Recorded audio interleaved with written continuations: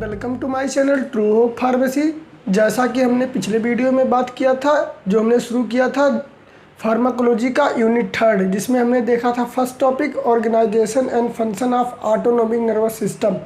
फिर उसी में आज हम आगे बढ़ते हुए बात करेंगे सेकंड टॉपिक, जो एक बहुत इंपॉर्टेंट टॉपिक है एग्जाम पॉइंट ऑफ व्यू से और आपके कम्पिटिटिव एग्जाम में भी पूछा जाता है। आज हम बात करेंगे neuro humoral transmission in autonomic nervous system कि न्यूरो की हमारे ये जो टॉपिक है ये है सेल सिग्नलिंग का टॉपिक, कि हमारे सेल में कोई भी सिग्नल या इम्पल्स कैसे एक सेल से दूसरे सेल में पहुंचता है, फिर तीसरे सेल में पहुंचता है, ऐसे ऐसे वो सेल में पहुंचते पहुंचते हमारे इफेक्टर आर्गन तक कोई रिस्पॉन्स या कोई सिग्नल पहुंचता है। वही चीज़ हम आज बात करेंगे, वही है टॉपिक न्यूरो ह्यूमोरल ट्रांसमिशन।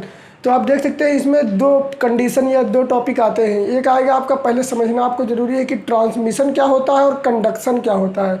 तो पहले आप समझ लीजिए कंडक्शन क्या होता है। देखिए, किसी सिग्नल या किसी भी ऑटोनोमिक रिफ्लक्स का, किसी सिग्नल का एक न्यूरॉन से दूसरे न्यूरॉन में पहुंचना बाई साइनेप्स, वो आपका होता है कंडक्शन। और एक सिग्नल का जो है एक ही न्यूरॉन के एक पार्ट से दूसरे पार्ट में पहुंचना, वो होता है ट्रांसमिशन।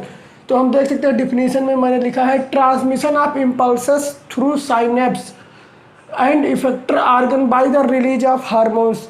देखिए क्या होता है ट्रांसमिशन ऑफ इम्पल्स, किसी भी सिग्नल का एक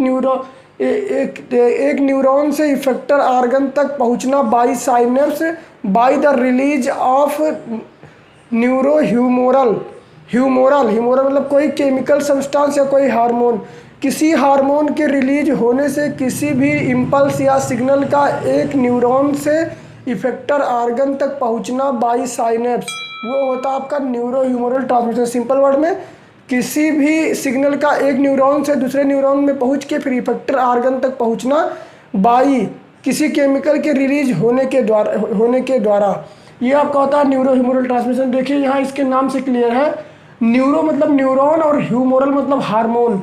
न्यूरॉन और हार्मोन को मिला के बना है न्यूरो ह्यूमोरल, और ट्रांसमिशन मतलब एक न्यूरॉन से दूसरे न्यूरॉन में पहुंचना। ये हो गया डिफिनीशन। अब बात कर लेते हैं स्टेज कौन कौन से हैं न्यूरो ह्यूमोरल ट्रांसमिशन में। तो देखिए स्टेज जो है मेनली 4 स्टेज होते हैं। आपका होता है पहला इम्पल्स कंडक्शन, दूसरा होता है रिलीज ऑफ न्यूरो ट्रांसमीटर, तीसरा होता है binding of neurotransmitter to the postsynaptic site और पोस्ट साइनेप्टिक रिसेप्टर, और चौथा होता है रीअपटेक ऑफ न्यूरो ट्रांसमीटर। तो जो है यही स्टेज हम देख लेते हैं एक बाई एक करके। देखिए पहले बात करते हैं इम्पल्स कंडक्शन। इम्पल्स कंडक्शन मतलब कंडक्टेंस, इम्पल्स का कैसे जो है निर्माण होता है, इम्पल्स कैसे जनरेट होता है। तो देखिए जब कोई भी स्टिमुलस या कोई ड्रग हम लेते हैं तो वो क्या करता है, ड्रग किसी हमारे सेल का जो परमेबिलिटी होती है उसको बढ़ा देता है, परमिएबल बना देता है, जिससे क्या होता है डीपोलराइजेशन होता है और सोडियम जो है एक्स्ट्रा सेलुलर से इंट्रा सेलुलर जाता है और पोटेशियम इंट्रा सेलुलर से एक्स्ट्रा सेलुलर आता है। तो जब डीपोलराइजेशन होगा तो सोडियम जो है एक्स्ट्रा सेलुलर से इंट्रा सेलुलर जाएगा सेल मेम्ब्रेन से, और फिर उसके कुछ देर बाद उसके जो delayed opening of potassium channel, तो पोटेशियम चैनल खुलने में थोड़ा टाइम लगेगा, जिससे डीपोलराइजेशन ज़्यादा समय के लिए होता है। फिर उसके बाद रीपोलराइजेशन होता है, जिसमें पोटेशियम फिर पोटेशियम जो है जो बाहर आया फिर वो अंदर चला जाता है। और उसके बाद इसके प्रोसेस होने से सोडियम के एक्स्ट्रा सेलुलर से इंट्रा आने से और पोटेशियम के इंट्रा सेलुलर से एक्स्ट्रा जाने से जो है एक आयनिक करंट जनरेट होता है हमारे सेल में, हमारे न्यूरॉन में। और करंट जनरेट होने को उसी करंट, आयनिक करंट को या आयनिक विभव जिसको हम कहते हैं, उस करंट को कहते हैं एक्शन पोटेंशियल, जिसको हम शॉर्ट फॉर्म में एपी कहते हैं। एक्शन पोटेंशियल जनरेट होता है। आप देखिए यहाँ बात हो गया first process, action potential generate हो गया। अब जब एक्शन पोटेंशियल जनरेट होगा तो दूसरा पार्ट होगा रिलीज ऑफ न्यूरोट्रांसमीटर। देखिए एक्शन पोटेंशियल के जनरेट होने से यहाँ देख सकते हैं आप neurotransmitters are synthesized and store in synaptical vesicles. देखिए जितने भी न्यूरोट्रांसमीटर, जैसे इसमें आप देख सकते हैं ऑटोनोमिक नर्वस सिस्टम में है एस्टाइलकोलिन, एड्रेनलिन, डोपामीन, नॉरएपिनेफ्रिन, ये सब न्यूरोट्रांसमीटर हैं। तो ये न्यूरोट्रांसमीटर क्या होते हैं, हमारे जो है न्यूरॉन्स में सिंथेसाइज होकर साइनेप्टिक क्लेफ्ट में जो है जाके स्टोर रहते हैं।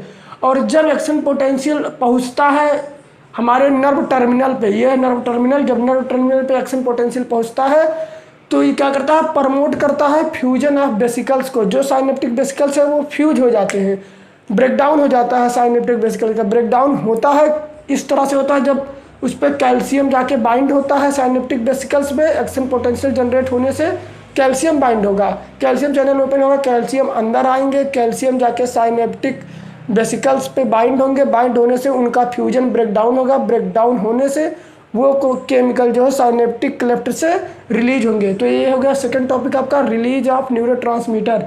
अब बात करते हैं third topic, binding of post synaptic neuron और रिसेप्टर। तो देखिए जब कोई न्यूरोट्रांसमीटर रिलीज होगा तो रिलीज होके क्या होता है, बाय एक्सोसाइटोसिस से वो रिलीज हुआ, रिलीज होके क्या होगा, फिर वो आता है हमारे पोस्ट साइनेप्टिक। देखिए कुछ न्यूरोट्रांसमीटर है प्री साइनेप्टिक रिसेप्टर पे बाइंड होते हैं, और कुछ न्यूरॉन जाके हमारे पोस्ट साइनेप्टिक रिसेप्टर या इफेक्टर आर्गन पे जाके बाइंड होते हैं। बाइंड होंगे, बाइंड होने से कुछ बाइंड होंगे और कुछ प्री साइनेप्टिक पे बाइंड होंगे, कुछ पोस्ट साइनेप्टिक पे बाइंड होंगे, और बाकी जो बचे रहते हैं वो रीअपटेक होके फिर से हमारे नर्व टर्मिनल में जाके वहाँ सिंथेसाइज होके हमारे वेसिकल्स में फिर से जाके स्टोर हो जाते हैं। ये पूरा प्रोसेस चलता रहता है। तो देखिए जब बाइंडिंग हो गया तो अपना इफेक्ट शो करेंगे, और बाकी जो बचे हुए हैं, देखिए इसमें जो चौथा पॉइंट है रीअपटेक ऑफ न्यूरोट्रांसमीटर। तो जब बाइंड होकर अपना इफेक्ट शो कर लिए तो जो एक्सेस अमाउंट में आपका ज़्यादा मात्रा में जो न्यूरोट्रांसमीटर बचा रहेगा वो फिर से रीअपटेक हो जाएगा by nerve terminal, nerve terminal के द्वारा फिर से वो रीअपटेक हो जाएगा और जाके साइनेप्टिक वेसिकल्स में स्टोर हो जाएगा। ये पूरा प्रोसेस ऐसे साइमल्टेनियसली चलता रहता है, और जो सिग्नल है एक न्यूरॉन से दूसरे न्यूरॉन, दूसरे न्यूरॉन से तीसरे न्यूरॉन बाई साइनेप्स या किसी केमिकल से या किसी लोकल मीडिएटर के रिलीज होने से एक न्यूरॉन से दूसरे न्यूरॉन में चलते रहते हैं, और लास्ट में जाके हमारे इफेक्टर आर्गन के रिसेप्टर से बाइंड होके अपना जो है जो एक्शन उनको एक्शन शो करना है वो एक्शन शो करते हैं। इसको हम स्ट्रक्चर में, ये स्ट्रक्चर मैंने लिपिनकोड के लेटेस्ट एडिशन फार्माकोलॉजी की बुक से लिया हुआ है, जिसको जाके आप एज ए रेफरेंस देख सकते हैं। तो इसको आप ध्यान से समझिएगा। देखिए ये एक जो है न्यूरॉन है, neuron of ANS, autonomic nervous system का कोई न्यूरॉन है, जिसमें क्या शुरू में जो रहता है सिंथेसाइजिंग एंजाइम्स प्रेजेंट होते हैं। वो सिंथेसाइजिंग एंजाइम किसी भी न्यूरोट्रांसमीटर का प्रीकर्सर बनाते हैं। जैसे मान लीजिए अगर यहाँ एस्टाइल डोपामीन है तो डोपामीन का प्रीकर्सर आपका होता है क्या नाम है, डोपा बीटा हाइड्रोक्सिलेज या ट्रिप्टाफैन। तो ये जो है प्रीकर्सर बनाते हैं न्यूरोट्रांसमीटर का। प्रीकर्सर बना के फिर वो प्रीकर्सर एक्चुअल न्यूरॉन में चेंज होते हैं, एक्चुअल न्यूरॉन में चेंज होके फिर यहाँ आता है सेकंड टॉपिक, ये जो है साइनेप्टिक वेसिकल्स में जाके स्टोर हो जाते हैं। स्टोर होके जब स्टोर हो जाएंगे तो स्टोर होने के बाद ये इसी में रहते हैं। लेकिन जब कोई एक्शन पोटेंशियल या कोई सिग्नल जनरेट होता है, इलेक्ट्रिक करंट जब आयनिक करंट जनरेट होगा तो एक्शन पोटेंशियल के जनरेट होने से कैल्शियम जो है, कैल्शियम हमारा कैल्शियम चैनल ओपन होगा। किसी भी सेल मेम्ब्रेन पे जो कैल्शियम चैनल होते हैं वो ओपन होंगे। ओपन होने से कैल्शियम एक्स्ट्रा सेलुलर से इंट्रा सेलुलर आएगा, और इंट्रा सेलुलर आके उस न्यूरॉन में जो वेसिकल्स हैं उस वेसिकल्स पे जाके बाइंड होके उस वेसिकल को ब्रेक डाउन करेगा। ब्रेक डाउन करने से वेसिकल रिलीज होंगे। वेसिकल्स में जो न्यूरॉन है वो रिलीज होंगे बाई एक्सोसाइटोसिस। एक्सोसाइटोसिस के प्रोसेस से वो जो है रिलीज होंगे न्यूरोट्रांसमीटर। रिलीज होके फिर क्या करेंगे, वो आएंगे हमारे जो है पोस्ट साइनेप्टिक रिसेप्टर से बाइंड होंगे और अपना एक्शन शो करेंगे। कुछ तो पोस्ट साइनेप्टिक रिसेप्टर से बाइंड होकर एक्शन शो करते हैं, और कुछ क्या करते हैं प्री साइनेप्टिक रिसेप्टर से बाइंड होते हैं। प्री साइनेप्टिक रिसेप्टर से बाइंड होने के नाते उनका जो है ब्रेकडाउन साइनेप्टिक वेसिकल्स का वो रुक जाता है, और रुकने से रुक जाता है, और जो एक्सेस अमाउंट में न्यूरोट्रांसमीटर रिलीज हुए हैं वो फिर से नर्व टर्मिनल के द्वारा रीअपटेक हो जाते हैं। तो देखिए फर्स्ट पॉइंट है आपका एक्शन पोटेंशियल जनरेट हो गया जो #1 है। फिर आप देख सकते हैं #2 में जो है रिलीज ऑफ न्यूरोट्रांसमीटर हो जाएगा, और #3 में pre synaptic post synaptic receptor से बाइंड होगा, और #4 में रीअपटेक हो जाएगा बाई नर्व टर्मिनल। तो ये पूरा प्रोसेस चलता रहता है। लेकिन कोई भी एक्शन पोटेंशियल जनरेट दो तरह से होता है, दो तरह से इफेक्ट उसका आता है। एक तो जनरेट होता है एक्साइटेटरी इफेक्ट, जिसको कहते हैं EPSP, यहाँ मैंने बताया है एक्साइटेटरी पोस्ट साइनेप्टिक पोटेंशियल। या तो एक्साइटेटरी इफेक्ट से होगा या तो इनहिबिटरी इफेक्ट से होगा। तो देखिए मैंने यहाँ एक्साइटेटरी का बता रखा है, फिर इसी का जस्ट अपोजिट आपका इनहिबिटरी होता है। तो एक्साइटेटरी में देखिए ये कोई सेल मेम्ब्रेन है या कोई न्यूरॉन है, तो न्यूरॉन के बाहरी भाग में जो है माइनस चार्ज प्रेजेंट होता है और अंदर पॉजिटिव चार्ज प्रेजेंट होता है। तो देखिए यहाँ से कोई इम्पल्स या एक्शन पोटेंशियल जब आएगा तो कैल्शियम चैनल ओपन होगा, कैल्शियम चैनल ओपन होने से कैल्शियम अंदर आएंगे, कैल्शियम अंदर आएंगे तो वेसिकल्स से बाइंड होंगे। सेम यही प्रोसेस है, मैंने यहाँ बता रखा है। तो वेसिकल्स से जो है फ्यूज होंगे, वेसिकल फ्यूज होगा तो जो है न्यूरोट्रांसमीटर रिलीज होगा, न्यूरोट्रांसमीटर के रिलीज होने से देखिए यहाँ से एक्शन पोटेंशियल जब न्यूरोट्रांसमीटर रिलीज हुआ तो वो अंदर जाएगा, तो यहाँ से एक्शन पोटेंशियल के जनरेट होने से आप यहाँ देख सकते हैं पोटेशियम जो है इंट्रासेलुलर से एक्स्ट्रा सेलुलर आएगा और जो सोडियम है वो एक्स्ट्रा सेलुलर से इंट्रासेलुलर, सोडियम अंदर जाएगा, पोटेशियम बाहर जाएगा।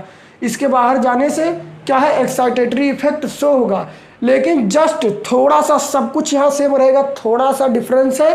यहाँ पोटेशियम बाहर जा रहा है लेकिन जब इनहिबिटरी इफेक्ट होगा तो निगेटिव चार्ज जो है इंट्रासेलुलर से एक्स्ट्रा सेलुलर जाएगा, जो है क्लोरीन।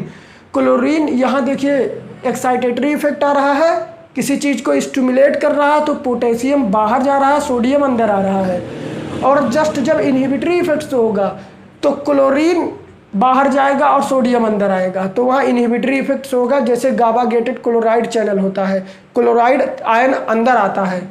ये आपका हो गया पूरा न्यूरो ह्यूमोरल ट्रांसमिशन की कोई भी नर्व, कोई भी सिग्नल, सेल सिग्नलिंग कैसे होता है, किसी भी रिस्पॉन्स का, किसी भी सिग्नल का एक न्यूरॉन से दूसरे न्यूरॉन में कैसे जाते हैं, फिर वो इफेक्टर ऑर्गन पे पहुँच के कैसे जो है अपना इफेक्ट शो करते हैं, पूरा ये साइमल्टेनियसली चलता रहता है। तो जो है ये पूरा हो गया न्यूरो ह्यूमोरल ट्रांसमिशन। अब हम नेक्स्ट वीडियो में बात करेंगे को ट्रांसमिशन के बारे में और क्लासिफिकेशन ऑफ न्यूरो ट्रांसमीटर्स के बारे में नेक्स्ट वीडियो में देखेंगे। इसके पिछले वीडियो अगर आपने नहीं देखा है तो उसका डिस्क्रिप्शन में लिंक मैं दे दूंगा, वहाँ से जाके आप देख लीजिए। और रेगुलर अपडेट्स के लिए मुझे इंस्टाग्राम या फेसबुक पे फॉलो करते रहिए। फिर मिलते हैं किसी बढ़िया सी वीडियो में। Till then bye bye, take care, have a nice day.